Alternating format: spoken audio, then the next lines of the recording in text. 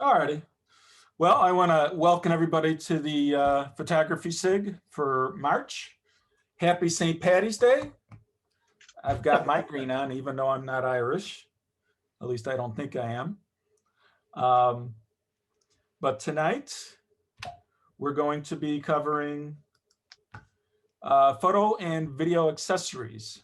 Now, as we had been already discussing here in the pre-meeting, is that there are almost unlimited accessories available for cameras and video cameras, just thousands. I mean, multi-million-dollar businesses such as B&H base their whole business on that.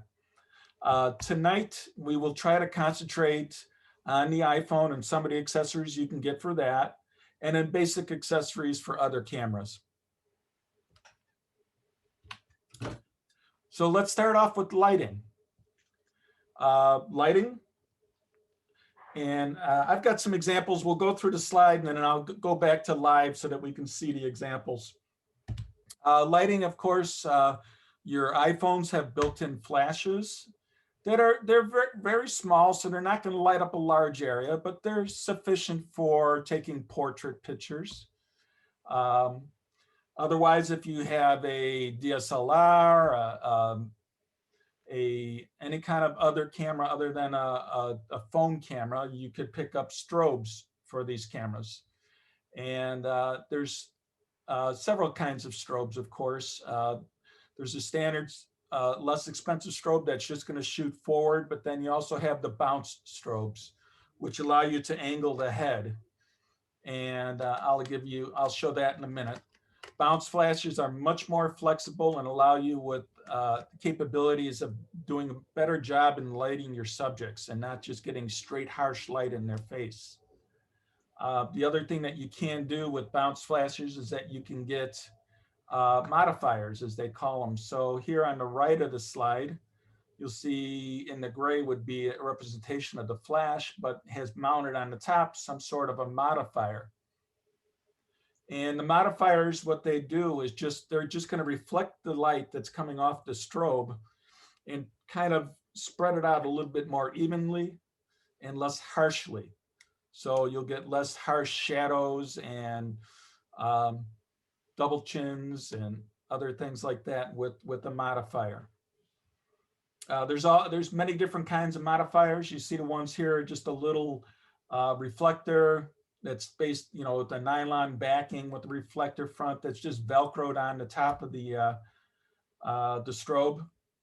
Those you can get for, I saw these two advertised on B&H for $7.95 for two of them. One is white and the other one is silver. So very inexpensive modifiers. You can also get modifiers that are just like plastic domes that snap on the top of the bounce flash. They work quite well also, and I do have one of those, and I'll show that to you in a minute. Other than flashes, strobes, you can also use a steady light.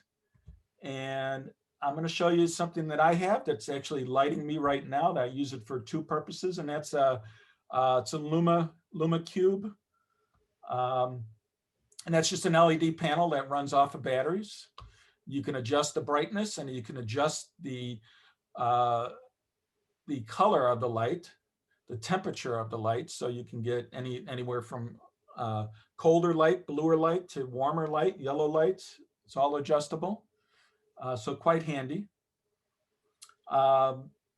They're portable and battery operated, and you can set them up on little tripods like shown right here on the slide. And they can be, you can also use them for what I'm using it here for too, is to light my face during a Zoom presentation. You can also just set up your plug-in lights around the house, bring over some lights, or if you have a work light, face that on an opposite wall so it reflects the light around on your subjects. Those will work if you could, is there some place where you can plug it in? They'll work just fine. A great source of light, though, of course, is your windows. If you're inside a house or if you're outside, natural light is very good lighting. Another thing that helps in lighting are reflectors. And reflectors could be anything from just a large white panel, like a piece of foam board that's white. You can use that as a reflector, very inexpensive. Just bring that along, or you can get purchase some of the lights that spring load out. You know, it's just cloth material between the sprung load metal, and you can get them in different colors, like they show here, in white, black, gold. You know, gold if you want to get a little bit warmer light on your subject, silver. You know, so you can set these up either on a stand or have somebody hold them off to the side to bring in light from a different angle without having to have a source of light other than the lights that you have. Natural light or just even a strobe will reflect off that and help light your subject. And to photograph smaller things like I do for when I'm trying to sell stuff around the house and get rid of it, you can set up these very inexpensive, easy to use light cubes. And many of them come with an LED light built right in. So you just plug that into a USB source, very small power source, and they'll light up the inside of that white cube or whatever color cube you have. White is the most common. And then you can put your smaller subjects in there and get a very nice even light around your subject, and take a picture with your iPhone or your 35 your digital SLRs. So I'm going to pop off of this for a second, and I'll show you some of these different devices. So here's the strobe. This is a bounce strobe, and a little button on the side allows you to change the angle that the strobe is facing. So, you know, you can go face on to your subject, which your subject's far away, you might want to do that. But if you're shooting a closer subject, that light might be too bright. So you'll either angle it up and reflect it off a ceiling, or you can even turn it sideways and reflect it off a side wall to come around and light your subject on one side or the other. And then, like I was showing, you can add modifiers to it. This one from Canon actually has some built-in modifiers. So something there, just spread the light out a little bit better. That just slides out of the top. And you got a white panel here that kind of acts like a little reflector. Otherwise, I also have this little plastic dome that just slides on. And that spreads the light out a little bit more evenly, so you don't get a very harsh light on your subject. Most of these, well, they all run from battery, but some of them you can even get adapters, so you can run off of like a hip battery. But just regular batteries in here, AA's, still last you for a good long shoot, or, you know, many shoots. But very easy to replace. These can be operated manually, so you can go through and set your brightness and different things right on the strobe, or you can use the TTL, which is the automated function that is built into most cameras and most strobes these days. And what that does is that the light from the flash reflects off of your subject, picked up by the camera, and your meter in the camera then controls how bright the flash should be. So it's an automated system, and it works quite nicely in most cases. We're talking about a steady light, just something like this I use to, just a quartz light, just plug that in and reflect that off a wall or a ceiling. That'll work. But then here is also that Lume Cube I was talking about. Now I just have it mounted on a little, get this in a little tripod, and it just mounts on here. And you can see that I've got this only at 1% brightness, so it's very low. It's got a little rubber coating, cover on it here to disperse the light a little bit more evenly. But I can adjust the brightness and the temperature of this light. And what's kind of nice about these things is that if you want to do some blogging, if you want to, you know, go and shoot yourself, you can get a little adapter. I got my iPhone. I just pop it on that adapter, and there it's holding the iPhone and the light. And with a little tripod like this, you can fold the legs in, and I'll use this as a selfie stick. So I can walk around and do a blog and have a light and a good video camera in the iPhone right here. and just walk around and do all my footage that way. Yeah, Frank. How do you click the camera button? Is it a Bluetooth something or other? Or does it You come can, with a lot of these little tripods will come with a little Bluetooth, if Sticker? that's what you want to do and shoot still images, yeah. Or use your watch, your Apple Watch. Just control your camera with your Apple Watch. Oh, yeah, okay. Don't forget about that functionality of the watch. Works great. But I'm going to set this over here and let it continue to light me. So let's see, what else? What else I wanted to show with lighting? That's pretty much it with the lighting. Now those steady lights like that Luma Cube, there's many different brands. They'll go anywhere from about, for a nice powerful one like this, anywhere from about $35 up to $90. But they could be used for still images. They can be used for shooting video. And they can be used to light your zooms. So, you know, it's got a lot of uses.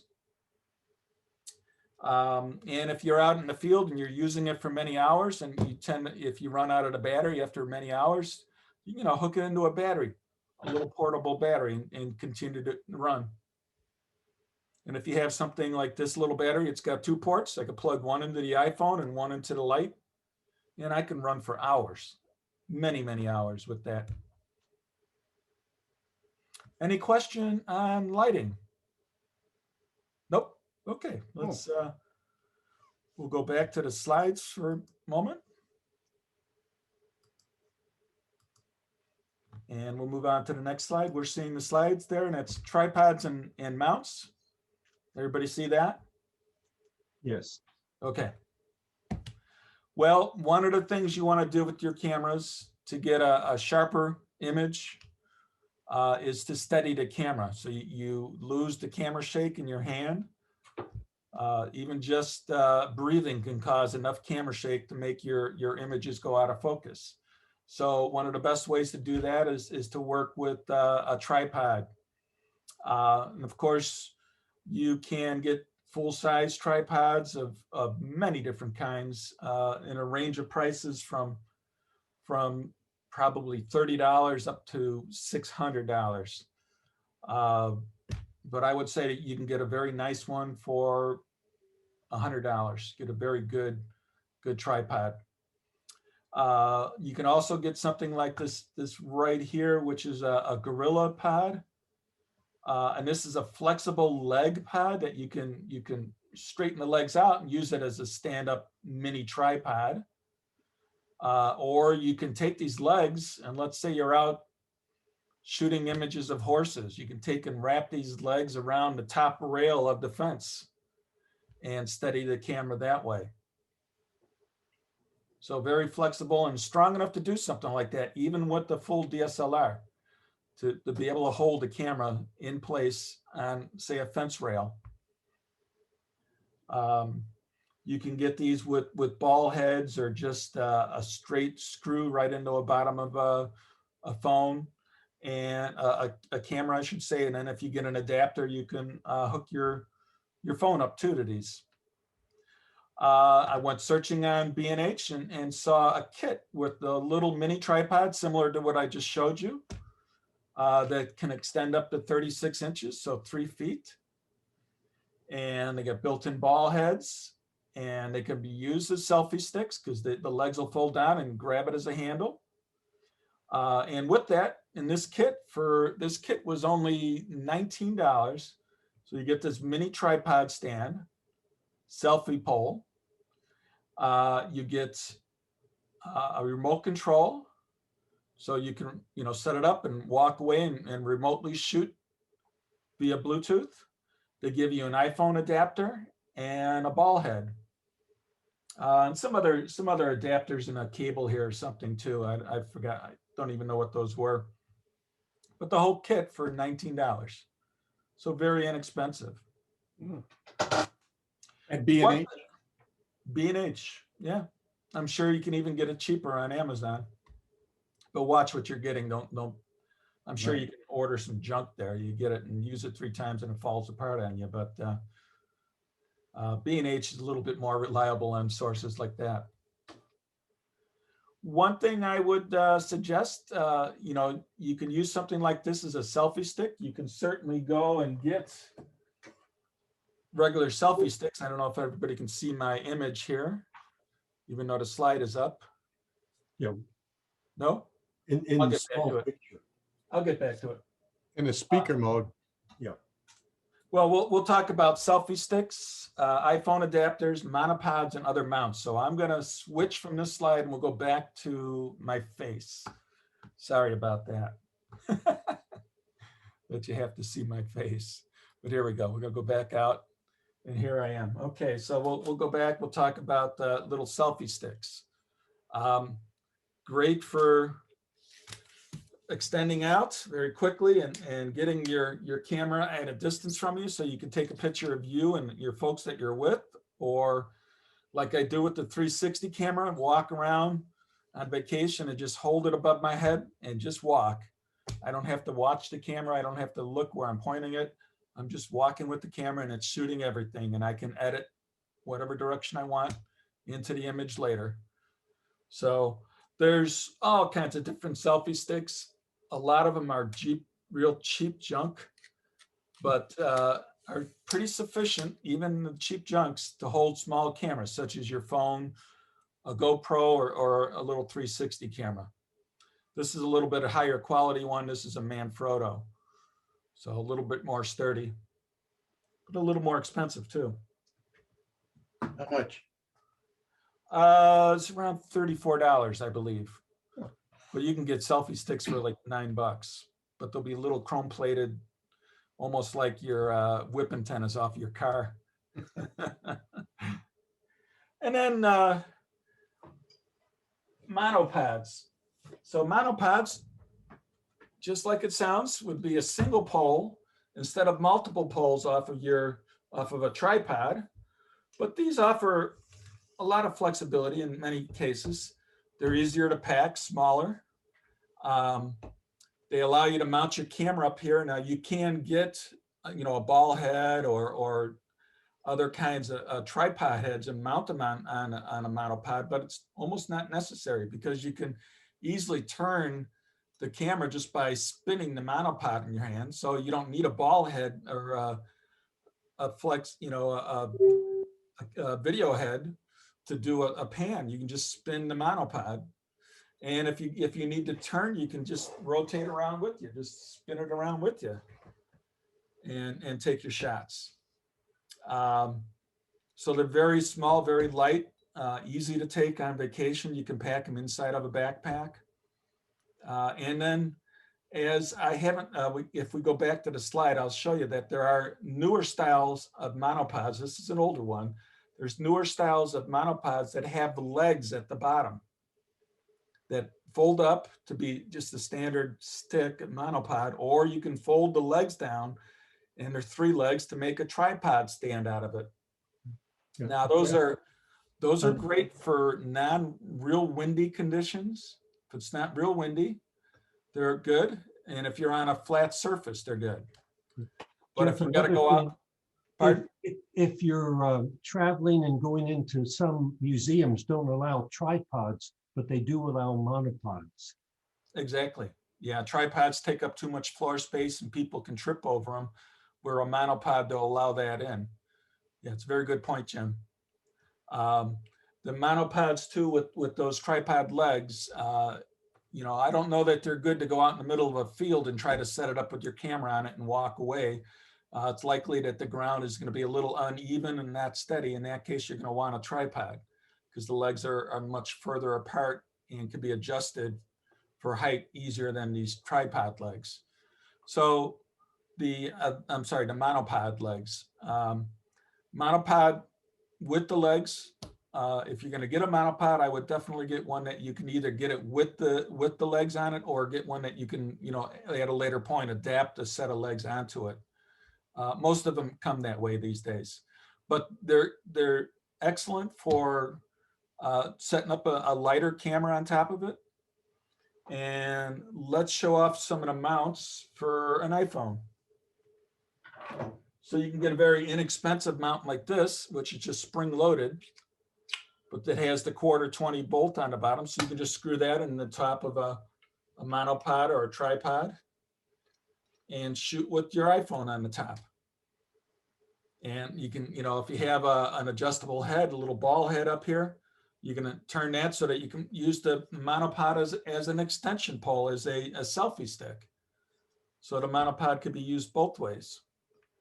A little higher quality, easier to work with iPhone mount would be something like this, where you screw in this metal part into a bottom of a tripod.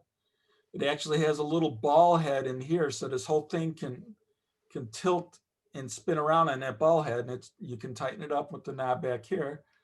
And then for a little firmer grip on your phone, instead of being spring loaded, you tighten these down on the phone.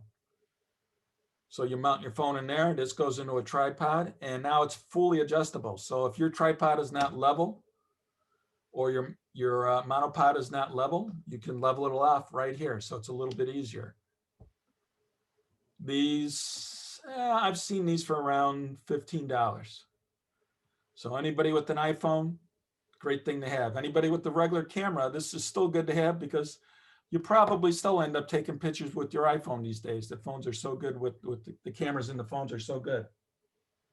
All right, I'm going to get rid of this monopod. Just let that fall over there. You can see back here, I've got a big Bogan tripod, very heavy duty. Got a video head on it so I can pan and move smoothly. Video heads tend to be more expensive than ball heads. A good video head can cost you a couple $100. But a ball head, which is just what it sounds like, it just has a large ball in it that you can tighten down and make it a little stiffer for movement, or loosen it up and make it a little looser. And then you mount your camera up top. This will mount onto the tripod, and you can, you got full range of motion. And most of the ball heads even have a little slot so that you can go to it and turn your camera in a vertical position. So, a nice ball head like this is good. If you're just working with an iPhone or a smaller camera, you can get little tiny mini ball heads that, believe it or not, work quite well. One good thing to have with a tripod would be a bubble level, so that you can tell whether or not your camera is level. And that, of course, will help you out with your shots, especially if you're shooting something where you're going to have a very good indication of level, like a building or walls inside or a landscape. You're going to want to level out your tripod using these little bubble detectors, available on most even the inexpensive tripods. Okay, other ways to mount your cameras would be, you can use something like a suction cup.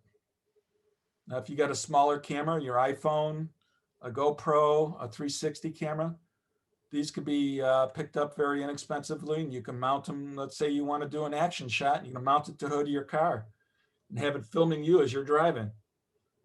So very inexpensive. This one's from GoPro, not the best anymore. There's some much better ones for less money than what GoPro is selling it to you. So don't buy the GoPro model. They got some with bigger sections that do a better job. Clamps. You might be in a place where it's easier to clamp the phone or the camera to something. So I've got a metal bar or circular metal bar from a fence or something, and I can get a clamp and clamp that onto the fence, and then mount the camera or mount a head on here and have a full system without having a tripod. They even have little tiny mini clamps that work just fine. These sell for less than $10. And They work just fine if you want to mount your cameras all over the place. I shoot bands a lot, video and stills, and I mount cameras on the end of the guitars. I put them on the drum sets. I put them over the top of the drums, put them on tripods on either side of the stage. So mounting multiple cameras and editing that, multiple camera editing in Final Cut Pro, very easy. So it's handy to have a little collection of clamps, and you shop around, they're not that expensive. And you know, if you get a nice one, then you could be assured that your expensive phone's not going to fall to the ground. So don't buy real junk there, but there's good clamps available. What else did I have here? Okay. As far as mounts and tripods and stuff, any questions there? Are you gonna have a list maybe in the chat or in the community later after this of all of the stuff you showed us and where we can get it and how much it is? Well, I haven't put anything like together like that yet, Frank, but I suppose we can go through it. But again, your best sources for this kind of stuff, B&H or Amazon, or of course your local store, because you can walk into a local store and they can give you good advice on what you're looking for in your price range. So there's Dobb Camera downtown. Great place. They'll help you out. In fact, I bought a couple of tripods and this ball head from them. I was looking at a much more expensive ball head, and they directed me to this one for $28. I was looking at a ball head that was around $100. He said, no, this one over here, $28. It's going to work just as well for you. So good advice. Okay, let's pop back to the slides for a moment. And let's go to the next one. Oop, one too many. Okay. Cases, bags, straps, and clips. Another thing that most people need. Now for your iPhone, everybody puts a case on their iPhone to protect the iPhone. But as Jerry Hug has talked about many times, that if you wanted to add lenses to your iPhone, you might want to go with a system such as, what's the name of that company? He was trying to remember the name of the company. Moment. So Moment has lenses that screw into their cases. So you're going to want to buy the Moment case and then purchase the lenses so that they'll screw right on and they stay perfectly in line with the built-in camera on the iPhone.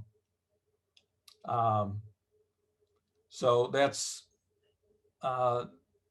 that'll take care of the cases for your iPhone. Of course, now they have these MagSafe cases for the iPhone 12s.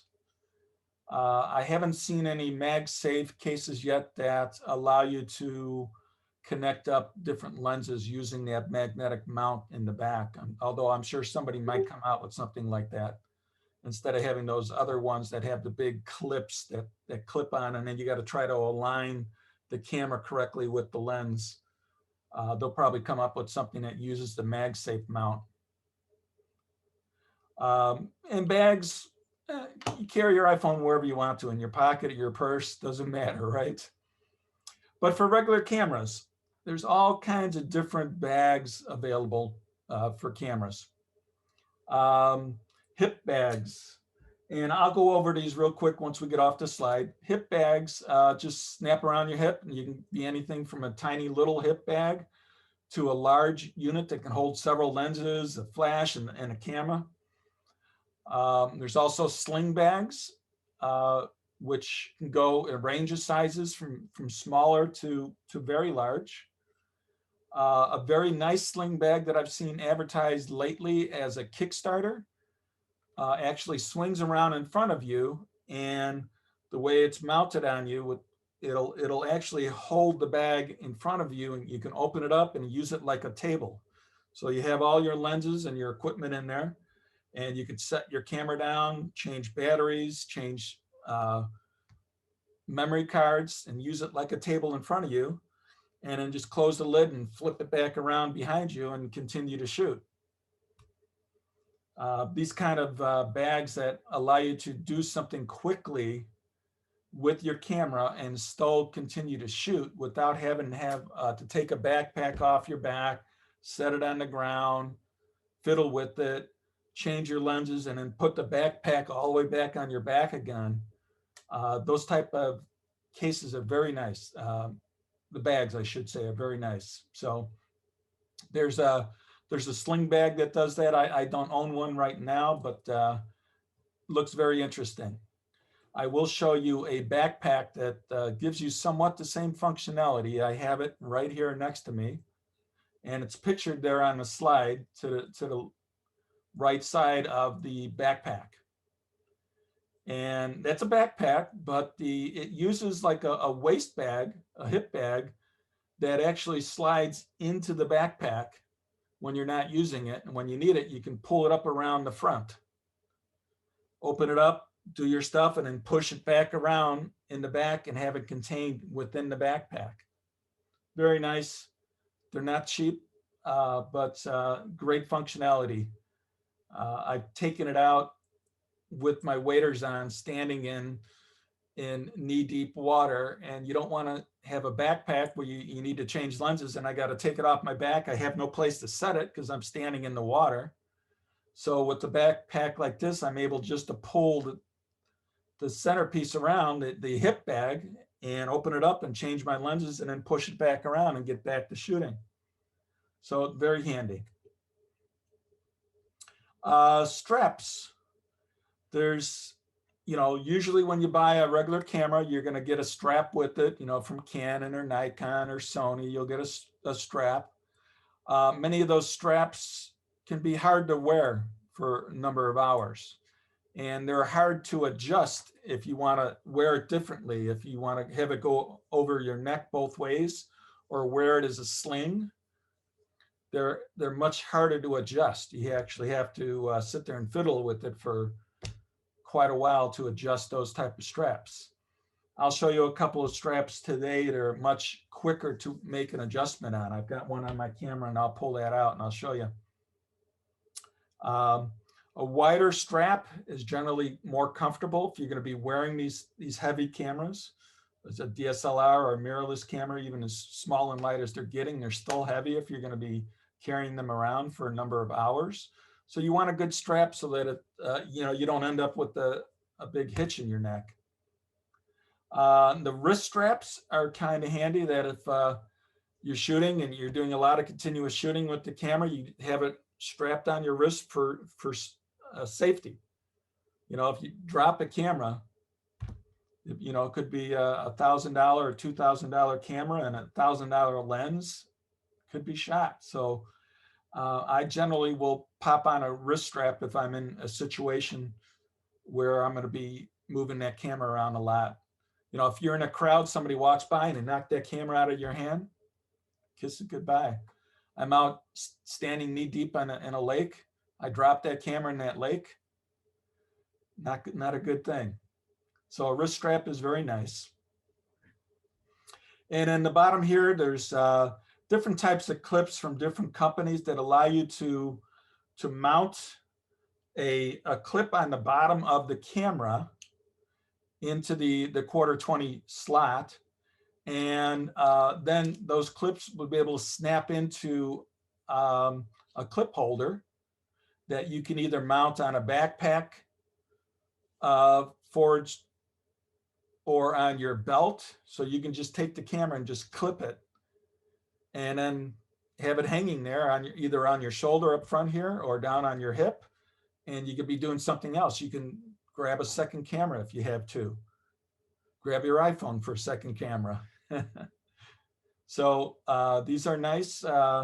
One is made by Peak Design, but there's several. I do like this Peak Design model. But I'll show you that when we get back to the big screen here. So let me get back to the big screen.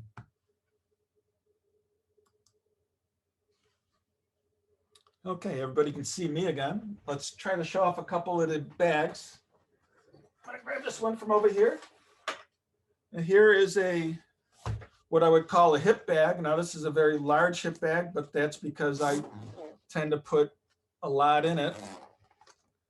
I usually carry a strobe, a couple of lenses, and then the full camera body with the big lens on it. When I say a big lens, I'm talking about a 100 to 400 millimeter zoom.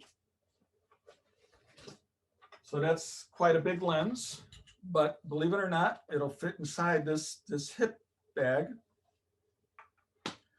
And what's nice about the hip bags is that you can also, with these, you can rotate them around back and get them out of your way and continue to shoot. And when you need to do something, just slide it around front. And the hip bag's in front of you then. And they're generally a very simple design. Usually the lids will open away from you so that you can get at your stuff and you don't have to worry about the lid laying here and closing while you're trying to work. So the lid will open away from you. They'll have spots for batteries and memory cards. They'll usually have room for putting cleaning equipment, you know, a microfiber towel and a blower or something, or your rain hood, you know, that'll all fit in there, and your ID and your lunch sandwich. But hip bags, very convenient, very nice, hold quite a bit, and they come in various sizes. And set that down. Then you'll have standard backpacks,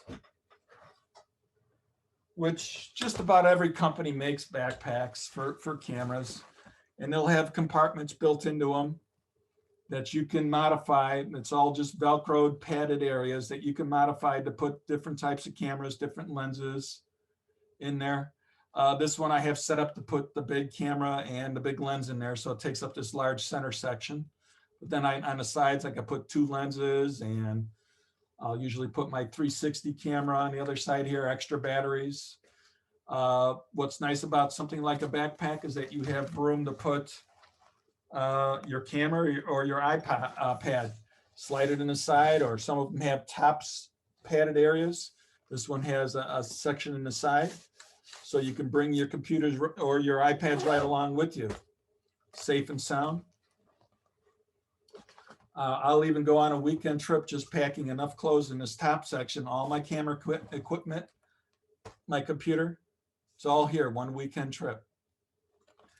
The inconvenience about a backpack is that to get to this stuff, you literally have to take the backpack off your back. You really can't, when it's on your back, it's very difficult to try to get anything out of it and change lenses. So that's the inconvenient thing about a backpack, this style of backpack.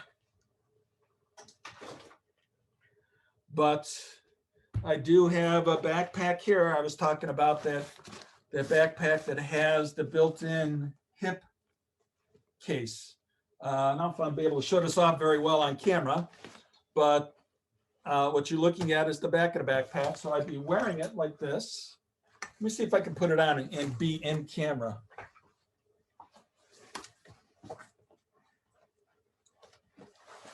So you got the backpack on, and they've got all the adjustable clips for lumbar support and the belt clip. And you'd have that all clipped on. And now I need to make a change in lenses. Well, built in the back here is a hip pack that I just pull it around. I might not be able to do it because it doesn't have anything in it right now. Let's see. There we go. Just slide it around and open it up and make my changes in equipment. I have got it.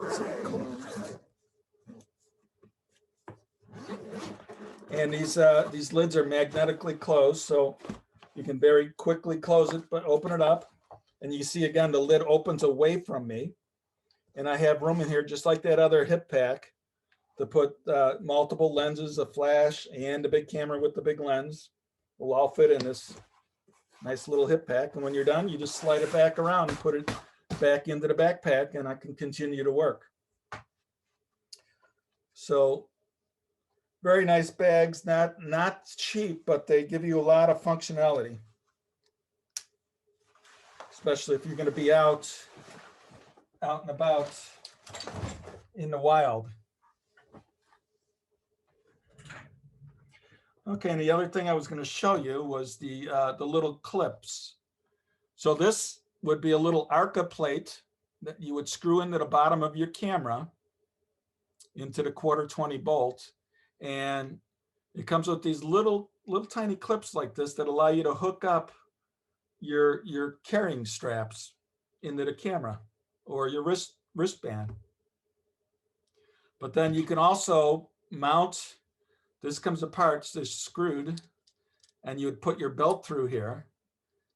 So you put it on your belt, and then when you're not using the camera, you just clip it right into this on your belt so that the camera's hanging, lens down, and it makes it very easy to put the camera in a secure place while you're doing something else.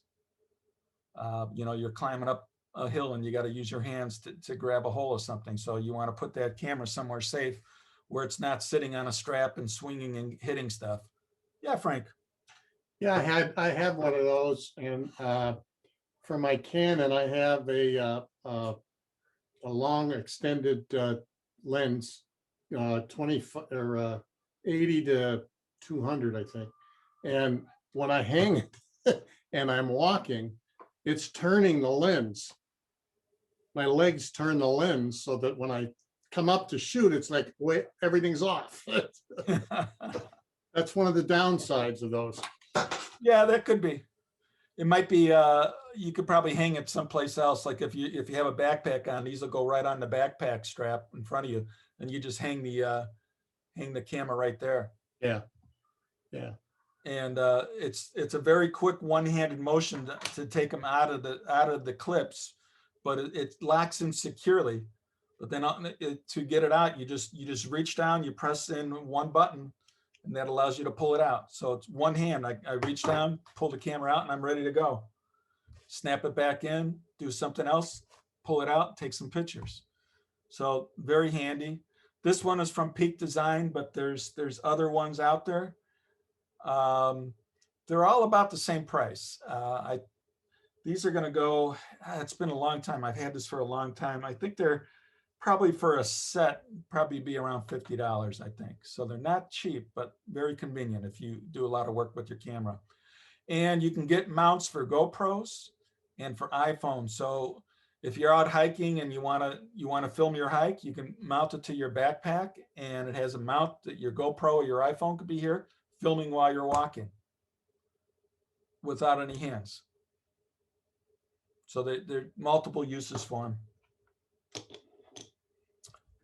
Okay, let's go back to the slides, and we'll move on to my next slide.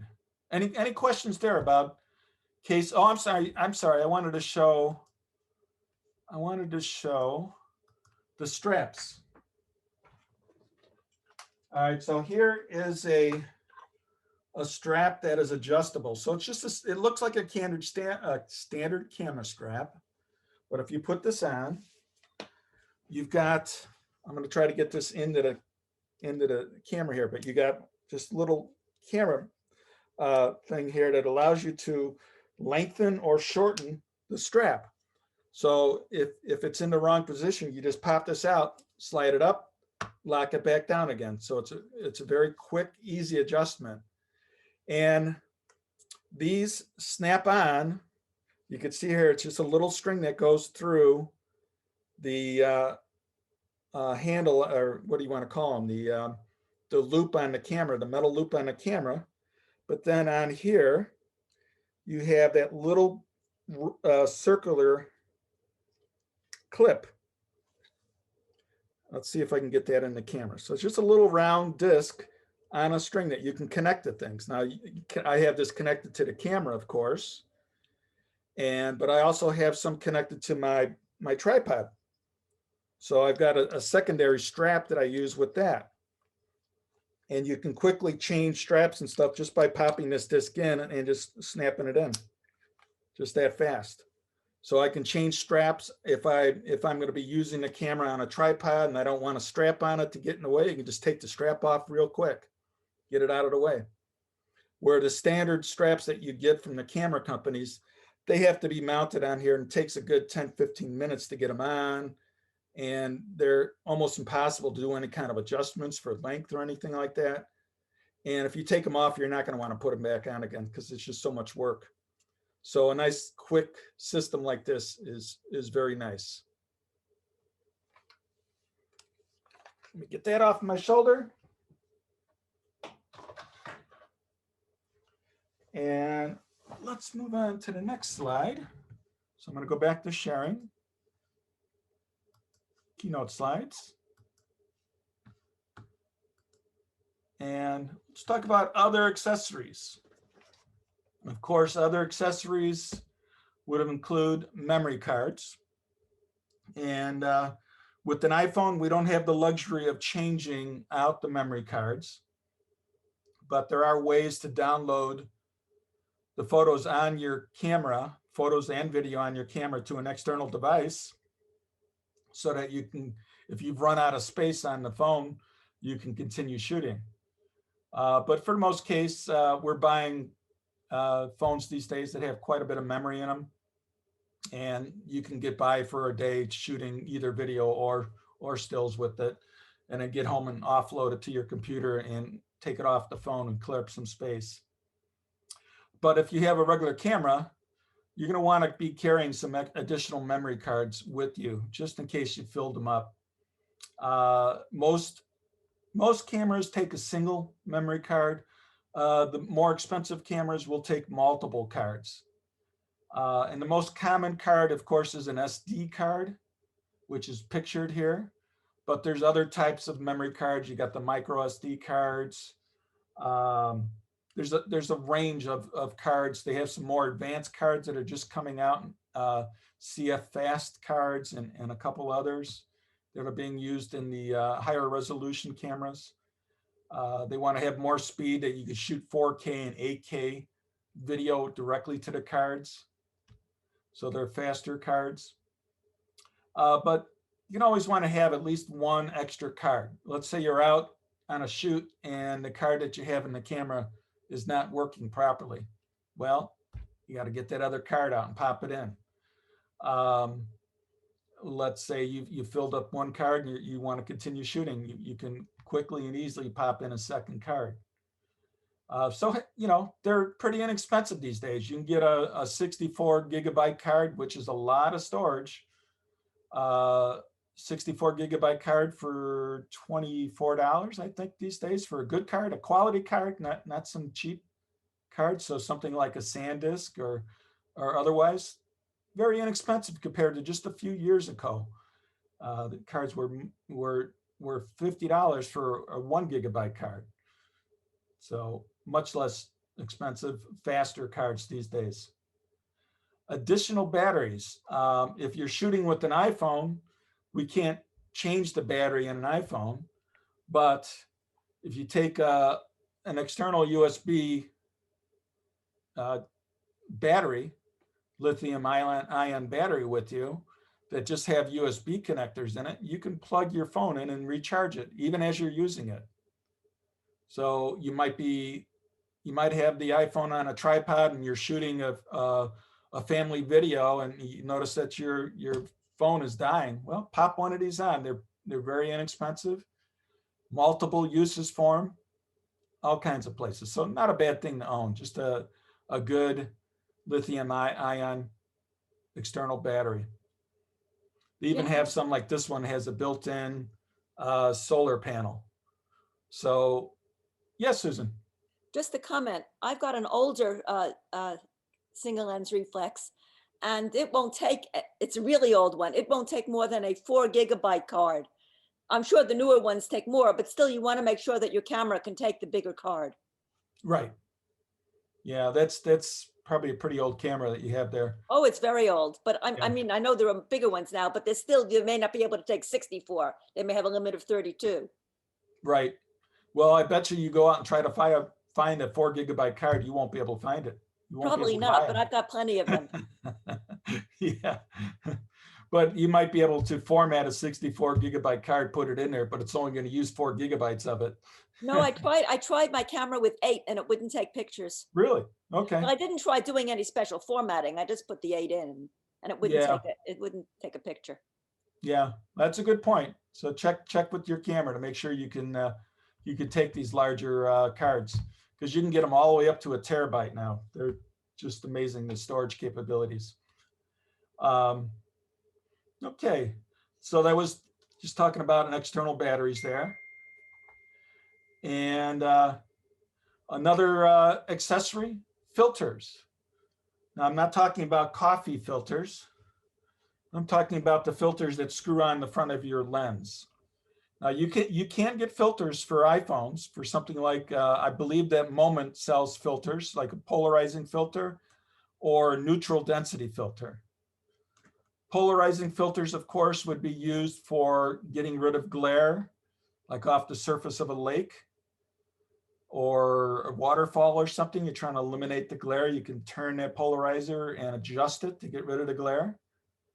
Neutral density filters are used to reduce the amount of light coming into the camera. So if you're out shooting a landscape and you're trying to get your shutter speed higher and your aperture wider, you're going to want to block some of that light. It might be too bright, so you'll put on a neutral density filter. And they have, you can even get what they call graduated neutral density filters. Well, they'll be darker on the top, let's say to block out the real bright sky, but clear on the bottom to allow the light from the landscape area itself to come through.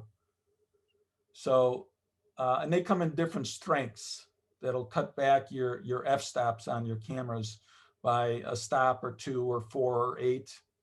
So you can get different strengths in neutral density filters. But as most photographers will tell you, it's best to get your best picture in the camera and not try to manipulate it outside the camera.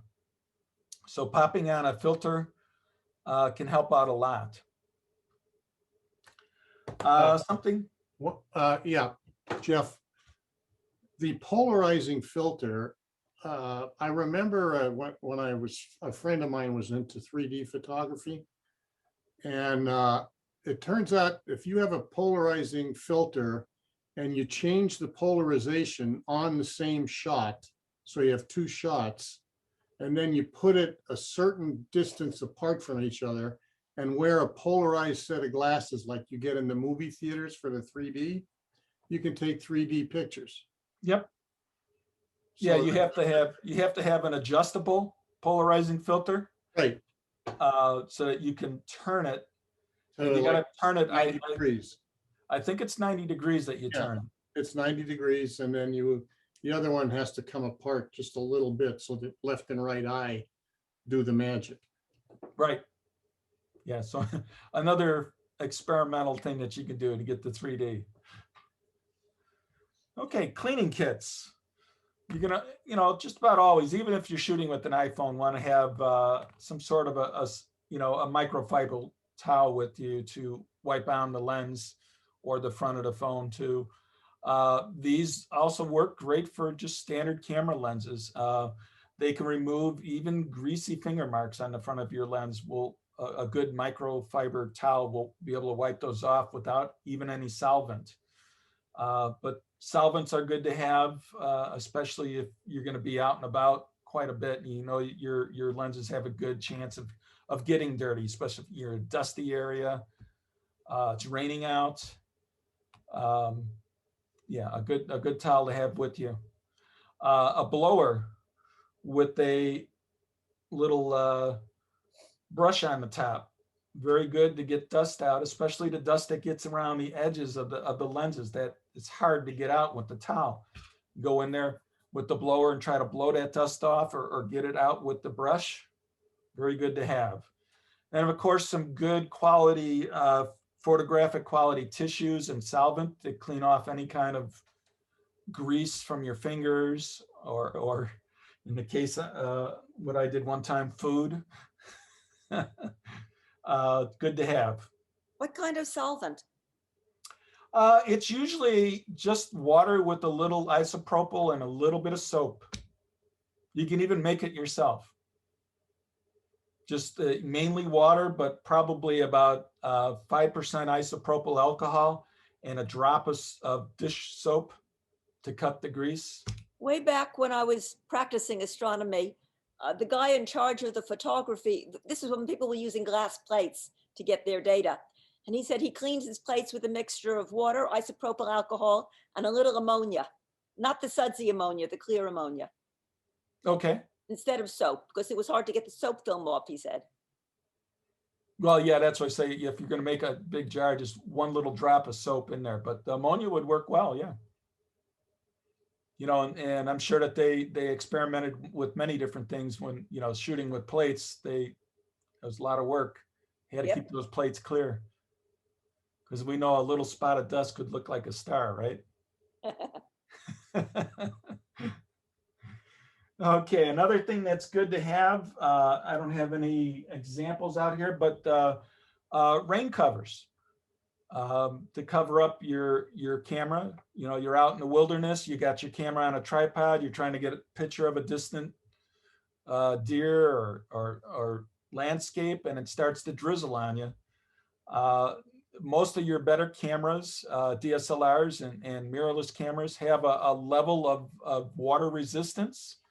iPhones certainly have a level of water resistance. I know because I dropped mine at the bottom of a lake. Still worked fine. But most of your standard cameras have a level of water resistance, but are not completely water resistant. So a little cheap nylon rain cover that just goes on and fastens with Velcro strips can save the day. Do you have another question? Or Yeah. we were in Alaska taking pictures, and it was so cold that the batteries weren't working properly. So we had to keep the cameras inside our coats, pull them out to take a picture, put them back in. Is there some other way you can do it that is a little bit more effective? No, there is not. That's the way to do it. But generally what you would do is instead of trying to put the whole camera in, take the battery out real quick and put that in, you know, an inner pocket so it really gets warm. Uh-huh. And then take it out and pop it in and keep the second battery in there warm. When the first one gets cold, swap the battery out. Okay, so there's a reason for two batteries, yeah. Well, if you have a regular camera, yeah. Now, if you have an iPhone, of course, you're gonna, you know, have to put that in an inner pocket to warm that up too. Yeah. I just ran into that up in northern Wisconsin. I was shooting with my big camera, and it was cold. We had -5 degrees, and I was out there trying to get some pictures of an eagle. So I was outside with the camera a lot, and the batteries went. They stopped working, but I was just swapping the warm battery for the cold battery. So 2 batteries came in handy. Even though I wouldn't have probably never used the full battery, the full battery power of one battery for the number of pictures I took, just to have the 2 batteries to be able to swap a warm and a cold battery on a cold day comes in handy. Okay, another thing that, let's say you're on vacation and you're taking a lot of pictures, you don't have your computer with you to offload the pictures from your memory cards or from your iPhone.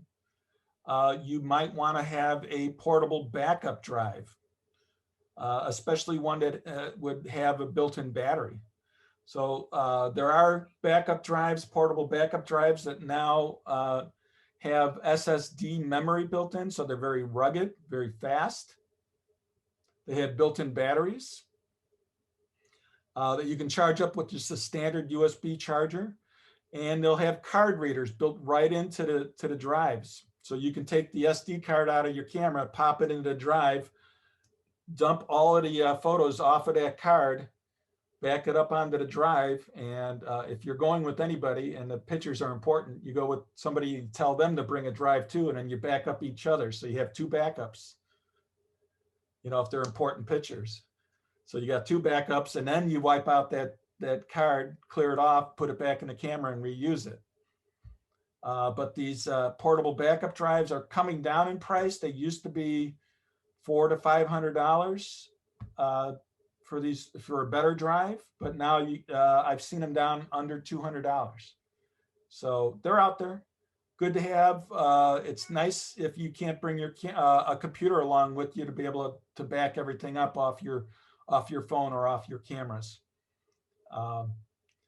I've taken them out on safari, so you're out on safari, you don't have any power, so the computer battery will run down on you, and then you're dead. So you just bring these things instead, and they hold their power a lot longer. Another very convenient thing to use with cameras, whether it's your iPhone, a 360 camera, a GoPro, or even your digital SLRs, is to have a remote control for it. Most of your, well, of course, all your iPhones and your GoPros and stuff like that all have Bluetooth and Wi-Fi built into them these days, most of them at least. And your better digital cameras will also come now with Bluetooth and Wi-Fi built in. So you can use stuff like remote controllers to start and stop your camera. And in some cases, even do more controls of what's going on with the camera, setting your f-stop and your shutter speed from a distance, making those adjustments. But just an inexpensive Bluetooth remote controller could be very handy. You set the camera up on a tripod, and it's 30 paces off that way because you got a big group, but you want to join the group in the picture. You walk all the way over there, get everybody in place, get out your Apple Watch and say, take a picture. Boom. Done. I've taken some trick pictures where I'm in the picture many times in different locations. So I've got 10 or 15 different shots that I took, and I didn't have to keep walking back to the camera to reset the self timer. I just said, take it, you know, and I just reposition myself and take it, reposition myself and take it. So very convenient to have a remote controller with your camera. Any other accessories can anybody else think of that would be convenient to have along? Jim, you must have some accessories that you bring along that I haven't mentioned. No? Yeah. A couple of things. We use diffusers also. You had the reflectors, but we use diffusers to shut down sunlight. Say if you're photographing flowers, you want an even light on it. And then we have sort of a Fresnel lens type of flash extender. So it actually projects light out in the distance. You can probably get 100 feet out to light up a bird in the distance or something like that. I've never tried those. Those sound interesting. I have tried the diffuser, and I'm sorry I didn't mention that. It's a very good point, diffusers. And they come in a format where they could be just spring-loaded and pop out to make a nice big diffuser. Yeah, and sometimes those kits will have a diffuser in them also. So very good point. Any other accessories, Jim, or anybody else? Yeah, okay. One last thing I'll point out, little tiny bags like this. Let me get out of the little tiny bags, nylon bags, great for organizing stuff in your camera bag, little items. And then when you're digging through your camera bag, you're not losing all kinds of little stuff falling all over the place. So little nylon bags that you can see through and zip closed in a hurry. Very nice to have. And because they're nylon bags, mesh bags, if something gets wet inside, they're allowed to dry. If you have it in a Ziploc bag and you put, you get a few drops of water in there and you put memory cards in there and it's sitting with that water, not good. Something like this will be at least allowed to dry through the mesh. Okay, other than that, we can move to the afterglow and talk about anything anybody would like to. So everybody unmute and just join in, and let's just talk about whatever you like. Photo, video, doesn't matter. Photoshop. Okay, Jeff, one thing, we have the different, camera bodies and have a Bluetooth connector, but I've never been able to connect it. Let me get off the, okay, say like the little one like this, it's a Canon, but how do you actually connect that to the camera? How do you handshake the Bluetooth? Most of the cameras have a menu item where you can go through and get to Bluetooth, and Okay. it should show you a list of Bluetooth devices in the area. Okay, Now you might have to be holding and pressing the remote control so that it's sending out signal, so that the camera can detect it, and then you choose that signal so it can differentiate it from other Bluetooth signals around. I've been able to connect my watch in that way, and I believe this is just using Bluetooth and not Wi-Fi to the Right. camera. So the watch in a very similar way. okay. We'll have to experiment with those. Yeah, give it a go. Because I know the little remote controls come with a lot of kits. You buy a little tripod kit and they'll give you a remote control with it. And sometimes you get a little frustrated because you can't get it to connect, but give it a go. Okay, thanks. Anybody else have any questions on anything? Curiosities Or even suggestions. or suggestions? Anything you'd like to talk about? Everybody's very quiet. Joe? Well, I will say I'm very impressed with this group. You've opened new windows for me, so I appreciate it very much what you've done. You're welcome. What kind of new windows? Well, as far as the equipment that you have to take pictures and the what you use for a backup and have along with you and how you carry it. That's what I mean. Okay. So you've done fantastic job as far as I'm concerned, but I'm just a newbie on this, so That's it all was right. good to listen in. Yeah. I will mention, it's not a photography thing, but you did say Bluetooth, so I'm going to go with that opening. Okay. I had one of my AirPods not turn on.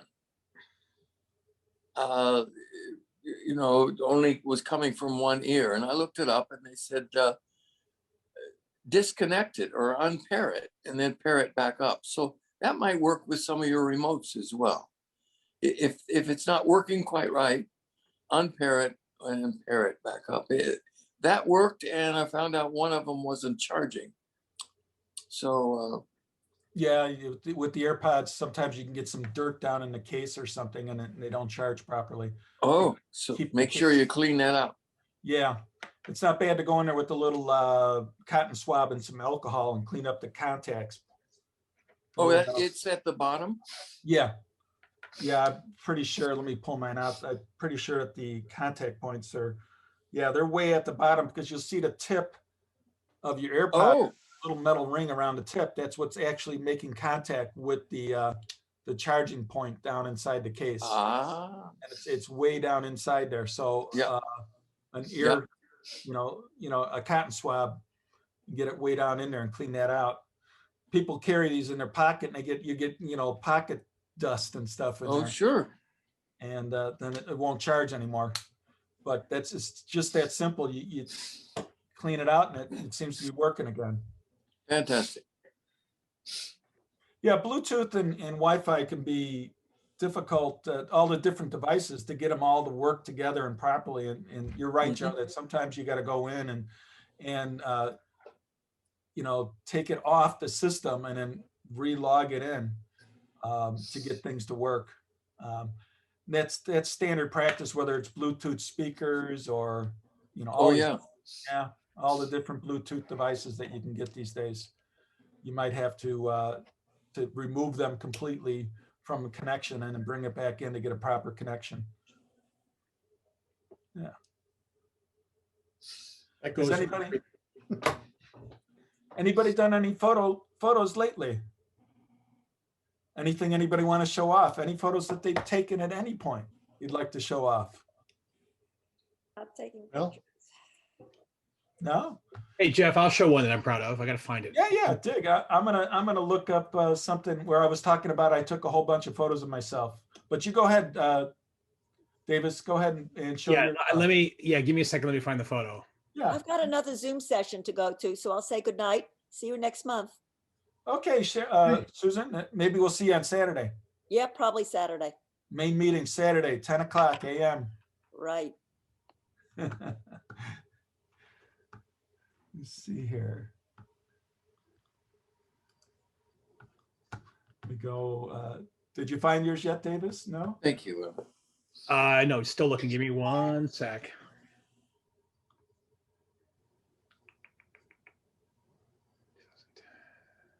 Here we go. Hold on. I'm looking for mine too.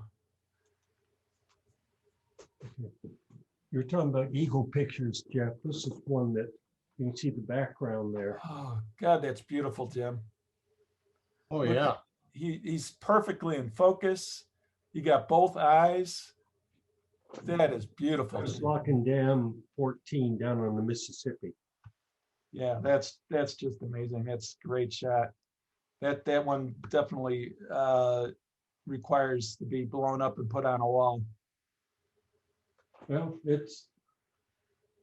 there's another one over here over my shoulder. You can't see, but That's one you won the award for, though, right? yeah, this, whoops, you can't see it down there. It's in a snowstorm. Yeah, An eagle. that's a beautiful picture too. Now I wasn't able to get any real good shots of the bird up north. I could show you what I got, but nothing great. But at least I have them on film. That's all I could say is at least I have them on film. Here, I'll share my screen and show you the eagle shot that I've got. He was up in a tree, way up in a pine tree, and I was standing down below him, and I had all these branches in the way, so it was hard to get a good shot of him. But at least I could say I was there. I got a picture of him. Right.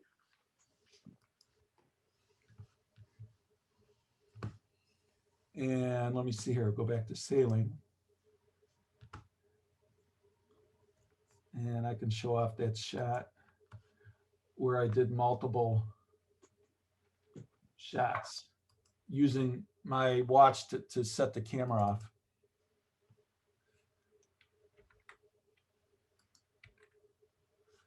Let me share that.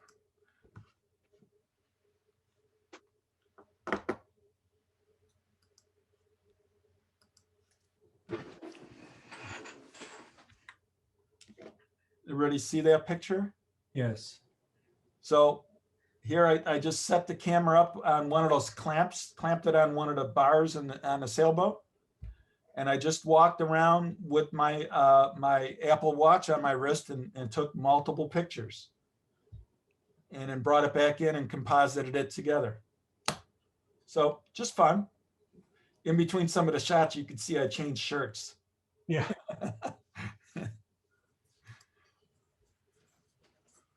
And then some of the shots I did out here with the 360 camera.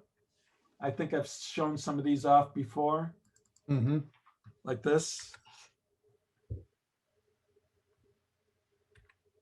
But lots of fun. Now you're on the bow on that? Yeah, you could see me right here. Let me put it full screen again. You can see me right here in the Right. front of the boat. But it looks like it almost looks like a drone shot, as you could say that we're flying a drone out in front of the boat.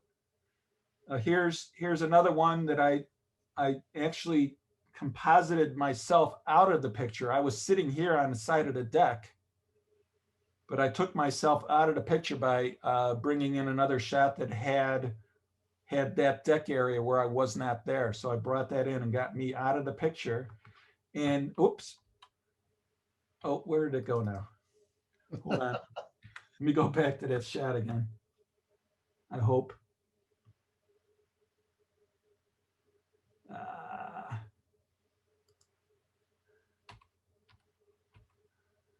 Oh.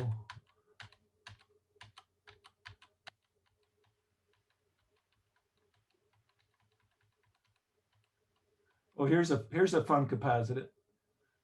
Here's Oh, a shot. yeah, Here's a shot there. here's Sharky. No, I had to use some of the blend modes in Photoshop so it looks like it was underwater. But that's kind of fun, huh? Yeah.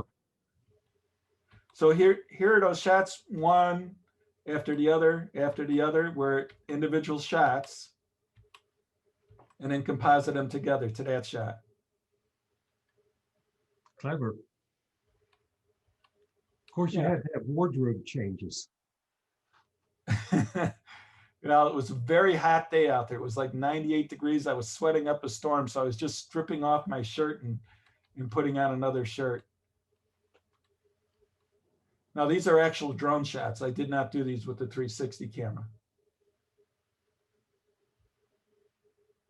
Now, which drone do you have now?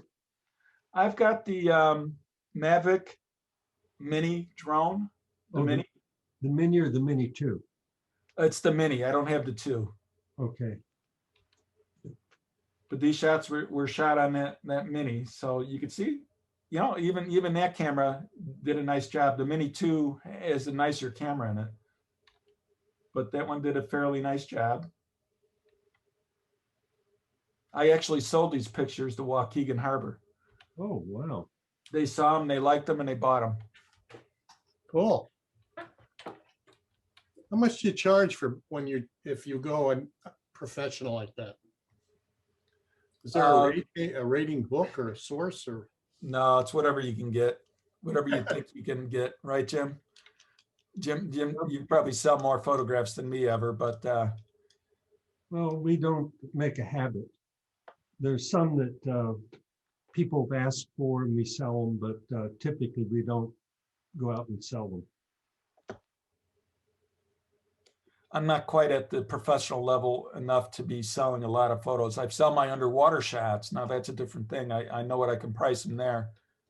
But my above water shots, I'm not at the level like Jim's shots here, just beautiful. And he could sell all these shots, like this shot of his hair in here, beautiful. And yeah, definitely, I think people would purchase those. But Jim, you don't want to sell them? Oh, we will, but we don't how you say, go out and hawk the wares type thing. Yeah. If someone sees one in a competition or something and asks about it, yeah, we'll sell it.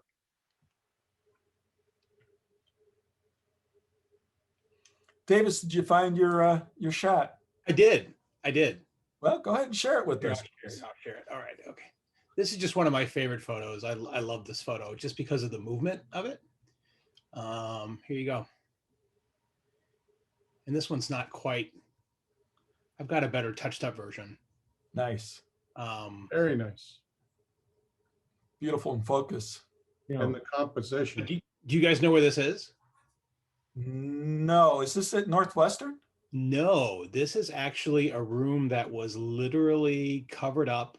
No one knew about for almost 100 years. This is the long, or since rediscovered Tiffany room. That is all Tiffany glass in this dome here in the Chicago Cultural Center downtown. How could they not know it was there? It was well, you have to remember that building was like rehabbed and like gutted and like and covered up and boarded for a number of years. Remember, it was the library down there for a number of years. Yeah. There were so many parts of this building that were Walled off. blocked off. Yeah. Oh yeah. And so this room here, I'll show you another one here. This is a different view of that same ceiling. Yeah, nice. It's gorgeous. I mean, it was stunning. And to hear the story of this room was literally amazing. I mean, you know, it was one of those things that just kind of got lost. Here's a different view. Shame on them. I hate to say that. Shame Oh. on them. Well, and the funny thing is this is actually one of only a few Tiffany dome glass ceilings still available, up in the world. Most of them were all torn down. So They had yeah, that so just really hidden good. for years. That's a Isn't that sin. crazy? Yeah, isn't that crazy? But I mean, you know, we're restoring some of it. So Where is that building? it's the cultural center downtown. So it's the old library. So back right before they finished the Harold Washington Library, that's where the Chicago Library was housed. It's right on Michigan. Yeah, Michigan on and Michigan? Randolph. Yeah, yeah. In Randolph, okay. And it's the north. It's actually the entrance is the north side of the building. So because remember, for years you couldn't get into that side of the building. You had to go on the south side, and that's where the library entrance was. And that whole side of the building was completely shut off. The only thing you could get to there was the subway station. And we literally took a photography tour. I took that picture on a photography tour downtown, and I didn't know about it, and I was just literally just awestruck. I just couldn't believe it. So, and actually, I'll tell you a funny story. That photo, this was an Apple photography tour that I did, and the staff at the Apple Michigan store liked it so much they kept it on their screen for about a week. So, it got some play. It was fun. But you know, you should have charged tall them. enough. I can get that movement. You know, Davis, should have what charged them. camera or lens did you use? that was an iPhone. Oh, really? Yeah, look at the focus quality on that. It was just, Oh, yeah. if you could Yeah. read the text all the way around, and Yeah, and that one, that version of that photo that I just showed you guys is not retouched. It's enhanced a little bit, but it's not retouched. So I've got other ones where I've gone in and played with the light and stuff. So it's fun. I don't have many photos like that I'm really proud of, but that's one of them. So I'd be Cool. proud of it. Yeah. I got one I could share with, which has got a bit of a mystery to it. Let me go to share screen. And there we go. Share that. Okay, this is in Galena. Now, Why is there a door, huh? yeah, it's like, what? Why is that there? Because this is the third floor. I cropped it. Let's see if do I have the other one? You photoshopped that door in there. Don't give us this. No, I did not. Honest to God, it's there. Go to Galena and check it out. This is not a visioneered thing. This is a door outside. I don't know what it was. You know, It almost I looks like a asked some door. people. I asked some people that are residents of there, and they just accept it as it is. They don't know how it happened. There's no story to give me, and it was kind of weird. So Door to nowhere. the door to nowhere, absolutely.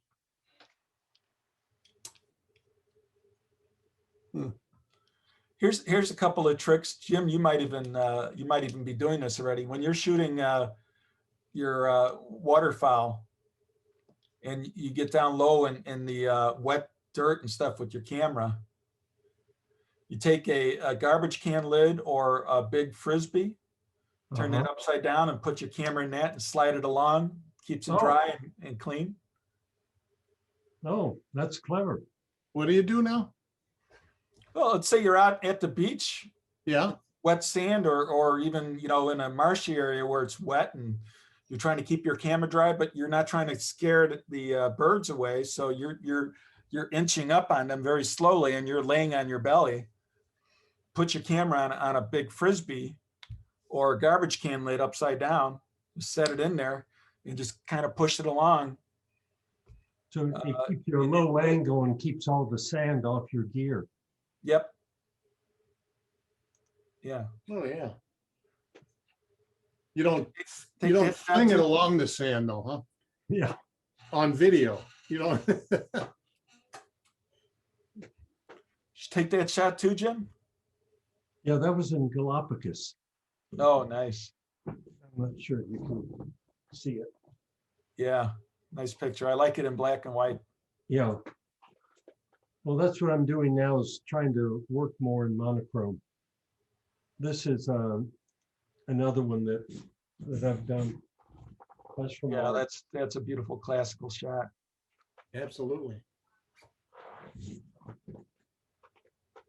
The feathers, those real fine feathers are perfectly in focus. Nice picture, Jim. Is that from the Galapagos also? No, that's actually in Florida. Florida? Okay. And they were probably 50, 75 feet away, something like that. Let me get out of the. No, you got it, Jim. You don't have to duck too far away. It's a beautiful shot, though. Keep talking so it shows up on the screen. Yeah.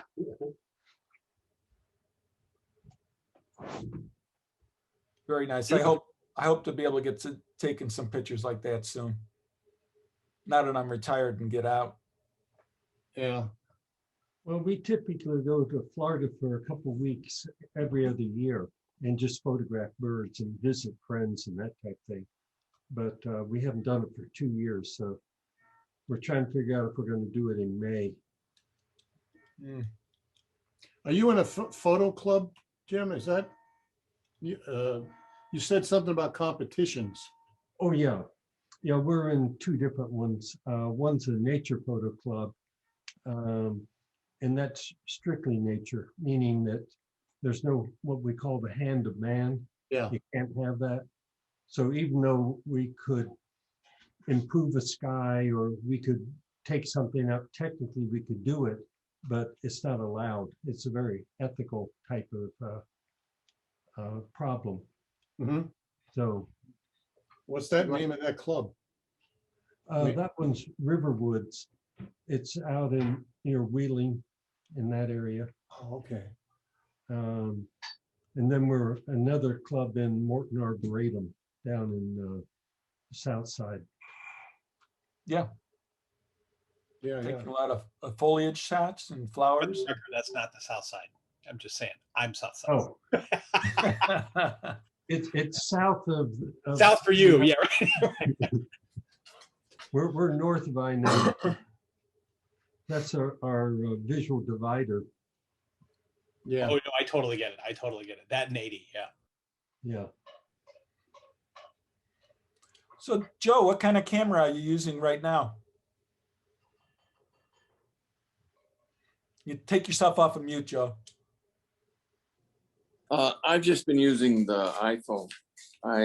We used to always have a camera with us. We took a lot of pictures and didn't know what we were doing. And I mostly did it so I could share it with family. But more recently, last few years, we've been going to Florida, and I've been thinking about the framing of the picture and a little more carefully taking pictures. And so this has been great. Okay. Well, certainly an iPhone can take great shots. So I've proven that to myself when I was in Egypt. I had the big camera system with me, but you're walking around and going through all these different things. You don't always have time to bring the big camera out. So you whip out the iPhone and snap, and great shots. Yeah. Yeah. And if you get some of those lenses, those Moment lenses or other manufacturers' lenses, you can get your telephotos, your super wide angles, different. Yes, things. that was one of the most interesting things that you mentioned to Yeah, me, right. as far as me. Yeah, the expert there on those things would be Jerry Hug. So if you ever want to reach out to him about shooting with your iPhone, he's the guy. Okay, thank you. Mm-hmm. Yeah. Anybody into macro photography with the iPhone? Is there some way to make it without extra lenses? I get to a certain place and it's no focus. Yeah, I think it has like a 12-inch focus range, so you can get within a foot of it and then it won't focus anymore. Right. Yeah, I think Moment has macro snap-on lenses that you can get from Moment. Okay, I'm gonna give them a try. Yeah, call Jerry. I talked to Jerry about it, and it's like, okay, I was hoping something might come up that's a little less expensive than that, but we'll maybe just bite the bullet. You want to get a closer photo, is that it? Yeah. Yeah, I wanted to take I have a kind of a propensity. My wife plants the garden in the backyard, and I get all kinds of interesting bugs, and I got a giant spider the other day. In fact, I got a terrific photo of it, and I put it on, you know, these services that are online where you can upload your photo to them and then people will buy them or, you know, use them for their own projects and stuff. Stock image service. Stock image, yeah, it's a stock image series. So I sent the spider up there. And I'd like to do more of that kind of thing, especially with experimenting with color and experimenting with monochrome to be able to look at that. I thought what you did with the pelicans was just gorgeous. So Jim's Pelicans. yeah, Jim's pelicans, right? Those were egrets. Or egrets. Okay. Egrets, yeah. Jim, have you ever loaded anything up on like Adobe Stock or other stock services? No, that's just not. It's not something we normally do. So Okay. it's you know, we do a lot of competition. Say like this is an owl family we had down on the Fox River down in Fabian Parkway. This is one in Iceland that we had pictures. So, You'll have to take yourself, put your camera back on. oops. That one. Nice colors, but that would also look good in monochrome too, I bet. Yeah. Okay, how about that? There you go. See all the contrast is, that's fantastic contrast and stuff. Yeah. Looks great. Oh, I'm Madison Bank for 5 years. Okay. That's good. Thank you very much. Jim, I'm sure if you put some of your shots up on Adobe Stock and after you're done with the contest, put them up on Adobe Stock, you get sales. Oh yeah, well these we've had, oh these are old ones, so they've been in contests and all that. So Yeah, that doesn't mean you can't sell it. oh yeah, no, it's just, inertia, I think. We got a guy at the Apple Store. Frank, you might remember him, Sean. Yeah. Sean, he uses Procreate on his iPad, and he sketches, he draws constantly all day long, and then he posts them up on Facebook. And I said to him, I said, Sean, some of these things are just beautiful what you're drawing. I said, why don't you put them up on Adobe Stock? And about 3 weeks ago, he started putting them up there. He's already making money for stuff that he would just post on Facebook and then delete, you know? So he's making money with his drawings. Yeah. He got his first check after 3 weeks. I know, but you know, I battle with inertia, Jim. Yeah. Myself, so. Well, you know, we see them all the time, so we sort of question their value. Now, how much money does good old Sean make? He got his first check this week, Monday. He got his first check on Monday, and I think he got like $89 in 3 weeks. Yeah. And it, you know, you just upload them and you forget about it, and all of a sudden you get a check in the mail. Ka-ching. So you don't have to do any marketing. You don't have to set up a booth to try to sell your stuff. Well, It's that just might out be there. something. Yeah, yeah. And his are just simple drawings, and he's only done it for 3 weeks. You got some fantastic pictures, Jim. I bet you, go through your collection. I bet you can get some good money for these. And it's not just one sale. You sell it once, and then somebody else will buy it, and somebody else will buy it. They can use it over and over, and you might make multiple sales off of a single picture. Well, we'll give it a try. So Okay, I have to leave. Okay. Someone coming over, so I'll catch you guys Saturday. All right, Frank, 10 o'clock on Saturday. We'll see you then. See you then. Okay. Everybody else taking off? Yeah, I have to go. Dinner is ready. So. Oh, you better go. Yeah. It's late already. So thanks for hosting it and really appreciate it. Oh, you're welcome. Thanks, guys. Okay, thank you. Bye-bye. Thank Take you, care, Jeff. everybody. Take care, Bye-bye. George. We don't see you. See you See you later, Saturday. Joe. Yeah, we'll see you Saturday.